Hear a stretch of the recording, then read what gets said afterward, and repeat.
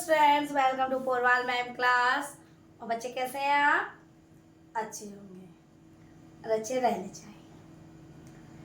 तो आज के हम अपने वीडियो में लेकर आए हैं आपका चैप्टर लघु कथा। जैसे कि हमने बोला था कि कुछ स्टोरी सुनाई थी, तो बोला था कि इस चैप्टर को बहुत जल्दी हम अपना एक्सप्लेन करेंगे। तो लघु कथा ये 9th क्लास का एक चैप्टर होता है जो कि एग्जाम में अक्सर आता है। लघु कथा कहानियाँ हम अपने बड़े बूढ़ों से, लोगों से सुनते चले आए, बहुत तरीके की कहानियाँ कथाएं सुनी है। पर ये लघु कथा क्या होता है? लघु लघु मीन्स होता है छोटा, और कथा तो जैसे कथा होती है, यानी एक तरीके से बोला जाए किसी कहानी का या कथा का एक छोटा रूप। अब यहाँ पे प्रश्न उठता है कि कहानी और लघु कथा में, या बोला जाए कथा में, अंतर क्या होता है? अंतर ज़्यादा बड़ा नहीं होता, कुछ थोड़े बहुत अंतर होते हैं।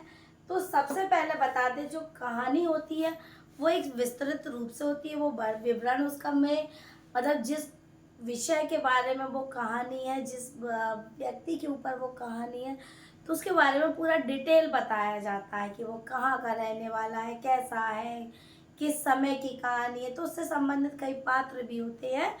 लेकिन जो लघु कथा होती है, लघु मीन्स जैसे अभी बोला संक्षिप्त या छोटा, तो यानी कथा का एक छोटा सा रूप। अब हम यहाँ पे पढ़ लेते हैं लघु कथा को।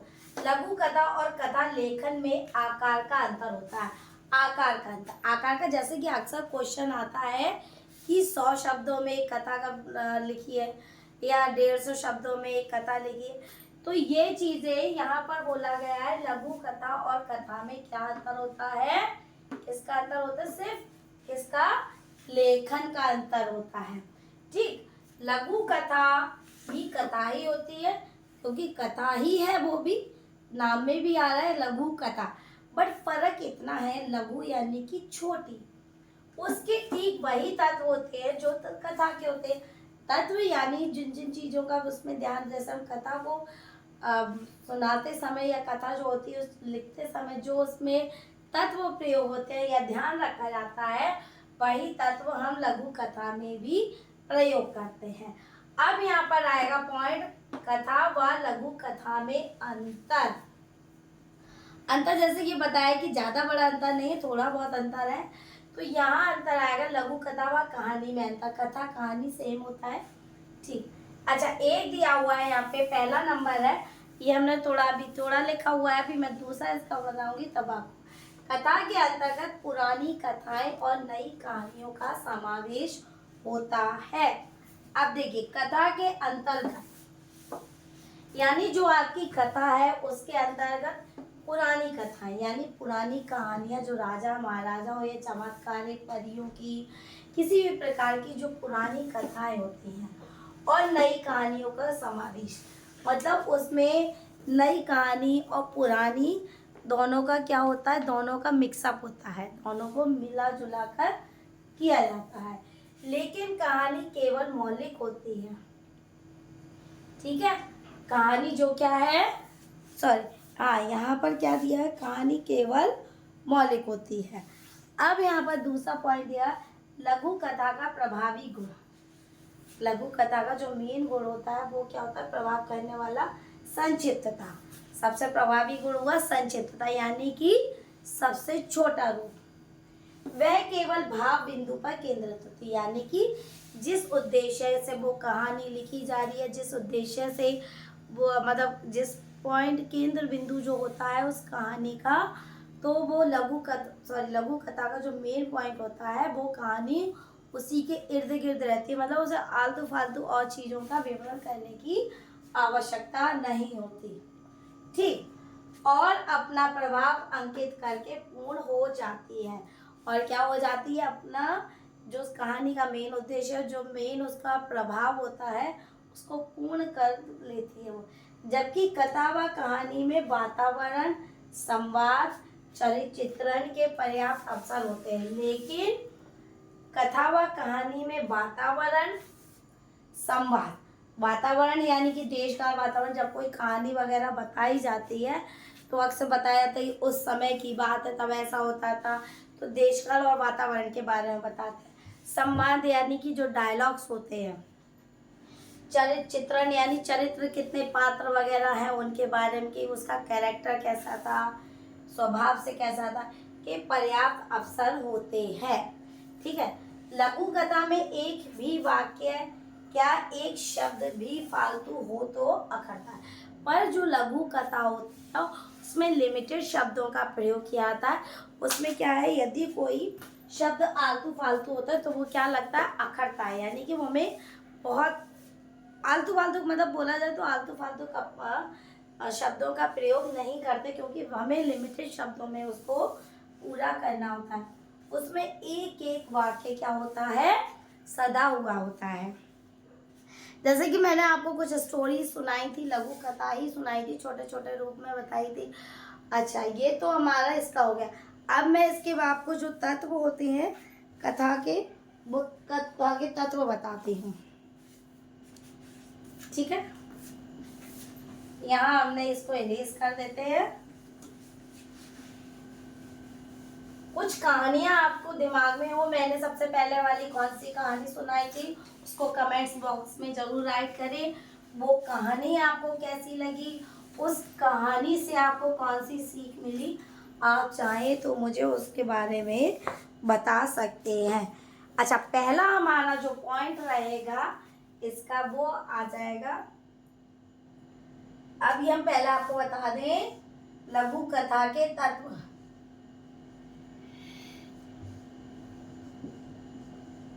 कथा के तत्व, ठीक है। अब इसके बारे में हम बात करेंगे। लघु कथा के कुल 6 तत्व होते हैं। कितने तत्व होते हैं, 6 तत्व होते हैं। तो पहला हो जाएगा कथानक व कथा वस्तु। कथानक व कथा वस्तु, ठीक है। कथानक व कथा वस्तु से क्या मतलब है, अब बताओ। कथानक कथा वस्तु यानी कि लघु कथा में किसी घटना का होना आवश्यक होता है। ठीक, बिना घटना के लघु कथा बन ही नहीं सकती, क्योंकि जैसे कि मैंने आपको एक बताई थी, घड़े वाली एक कहानी बताई थी जिसमें मिट्टी घड़े से बात करती है, और एक मैंने आपको कृष्ण की कई स्टोरी ऐसे बताई हैं। तो मतलब जो कहानी होती है, हर कहानी में या लघु कथा में क्या होता है, कोई ना कोई घटना जरूर घटी होती है। दूसरा है घटना आवश्यक नहीं, स्थूल हो। स्थूल मीन्स मतलब ऐसी हो जो हाँ वाकई में लगे ये कहानी लायक है। मानसिक घटना भी घटना होती है। संवेदनशील व्यक्ति के लिए अपने साथी, शत्रु, मालिक, अधिकारी या किसी छोटे व्यक्ति द्वारा अपमान या उपेक्षा करना भी एक प्रकार की बड़ी घटना हो सकती है। तो ये तो हो गया हमारा पहला पॉइंट। दूसरा आ गया हमारा पात्र।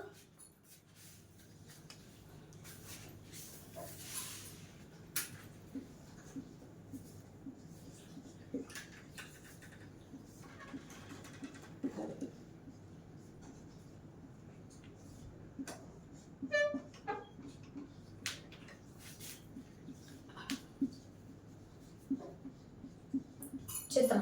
अब ये पात्र और चरित्र, जैसे कि जब भी कोई कहानी लिखी जाती है या लघु कथा आपको सुनाई जाती है तो वो कहानी किसी ना किसी पात्र के इर्द गिर्द घूमती है।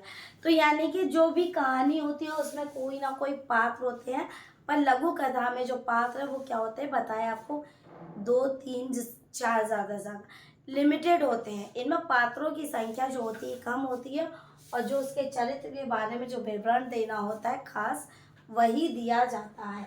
तो क्या आ जाएगा दूसरा पॉइंट, पात्र व चरित्र चित्रण। ठीक है, एक तो हो गया कथानक व कथा वस्तु, दूसरा हो गया पात्र व चरित्र चित्रण, तीसरा हमारा हो जाएगा संवाद। संवाद अभी हमने जैसे बताया था, संवाद।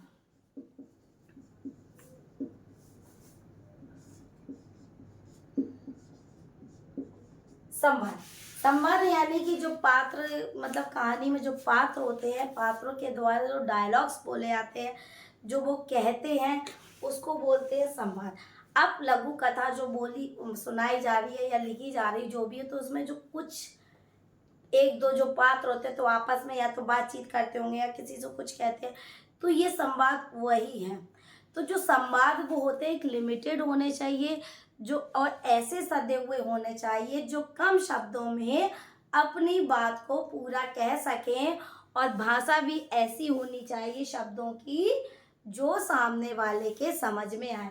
यानी कि जो संवाद है एकदम सीधे और सरल होने चाहिए, जिसका प्रभाव एकदम सुनने वाले के जो श्रोता होता है उस पर पड़े।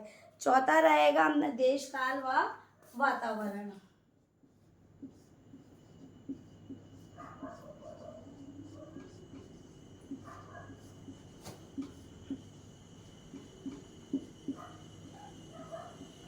ठीक है, ये मैंने अभी बताया था देश काल व वातावरण।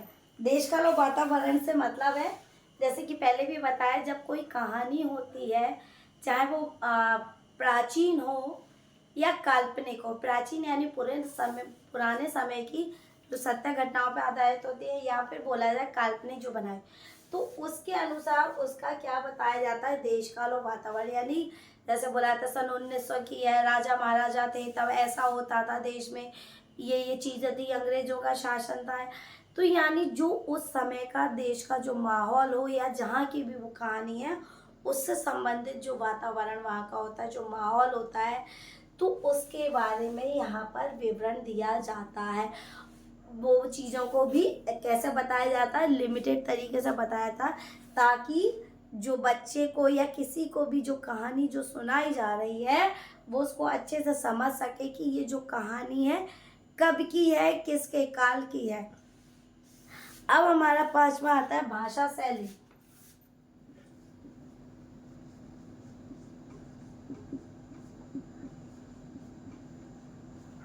भाषा शैली, ठीक है। भाषा शैली जैसे कि हमने बताया, जो लघु कथा की जो भाषा है एकदम सरल होनी चाहिए। और कैसी होनी चाहिए, सरल और सदी हुई होनी चाहिए। लघु, ठीक है। सजग और लक्ष्यबद्ध। लक्ष्यबद्ध यानी जिसके ऊपर वो कहानी है सीधे सीधे अपने लक्ष्यों को निर्धारित करती होनी चाहिए। अधिक कहने की कला का उपयोग करना चाहिए, मतलब कम शब्दों में अधिक से अधिक बात कही जा सके। तो ये तो हमारा हो गया एक, उसमें 6 हमारा हो गया उद्देश्य, ठीक है। 6 हमारा कौन सा हो जाता, उद्देश्य। तो ये उद्देश्य क्या है, जैसे हर हमारी जो कहानी या लघु कथा जो हमारी चल रही है उसमें जिस कैरेक्टर के बारे में बताया जा रहा है, या जो कहा जाए या कैरेक्टर ना सही किसी विषय में बताया जा रहा है, तो हमें उस पर ही फोकस करना, मतलब आलतू फालतू चारों ओर का हमें विवरण नहीं करना कि उसके माता पिता ऐसे थे या देश का, मतलब उस समय का जो भी मतलब पूछा जा रहा हो, जो जरूरी हो वही बता। मेन उद्देश्य कहानी का जो होता है, अगर आप देखना चाहें तो मैंने एक घड़े वाली स्टोरी डाली और एक लकड़हारे की स्टोरी डाली हुई है अपने यूट्यूब चैनल पे, तो आप उसको एक बार देख सकते हैं। तो उसमें जैसे मैंने कि एक मटके वाली थी स्टोरी, उसमें लिखा था कि जो मिट्टी थी उसको बस उसमें उद्देश्य ये था कि मिट्टी ये सोचती है कि जो पानी मुझे बाहर ले जा रहा है और ये घड़ा उस पानी को अपने अंदर समेटे हुए। तो मेन उद्देश्य यहाँ संघर्ष था। तो संघर्ष जो था, तो घड़े ने किस प्रकार से अपना संघर्ष बताया कि वो आज पानी पर कंट्रोल कैसे किया, ठीक है। तो उसी तरीके से हमें उद्देश्य से भटकना नहीं है। जिस चीज़ पर कहानी है या जिस चीज़ पर लघु कथा की गई है, इन पॉइंटों को ध्यान रखते हुए हमें उद्देश्यों पर आना है। ऐसे एग्जाम में अगर 100 वर्ड्स की आती है तो आप उस हिसाब से करेंगे 150, मतलब ये कोई एक एक करके टीचर अकाउंट नहीं करेगा आपकी, बट इतना ही हैबिट में रहता है कि ये 150 पेज की हमने बोली और बच्चा 200-250 मार्क्स आपको लिमिटेड मिलेंगे। आप ज़्यादा बड़ी भी कर दोगे तो आप सोचो एक्स्ट्रा मार्क्स मिलेंगे, तो ऐसा कुछ भी नहीं। तो आज हमने ये अपना लघु कथा वाला चैप्टर आपको एक्सप्लेन कर दिया। आपको इसमें कोई भी प्रॉब्लम हो, किसी भी तरीके का कोई इशू है, तो आप मुझे क्वेश्चन कर सकते हैं कमेंट्स बॉक्स में, और जब मुझे वो आपका कमेंट मिलेगा तो मैं उसके हिसाब से आपको आंसर दूंगी। आगे अब आप कौन सा चैप्टर पढ़ना चाहते हैं, किसमें आपको नीड हो रही है पढ़ने की, तो एक बार ये चीज़ आप बता दीजिए। आप बता देंगे तो मैं वही चैप्टर पे वीडियो बनाऊंगी, अदरवाइज पर मैं तो अपना जैसे चलती हूँ वैसे ही चलूँगी। इसी के साथ हम अपने वीडियो को यहाँ फिनिश करते हैं। Okay students, take care. नए वीडियो में फिर आपसे मिलते हैं। बाय।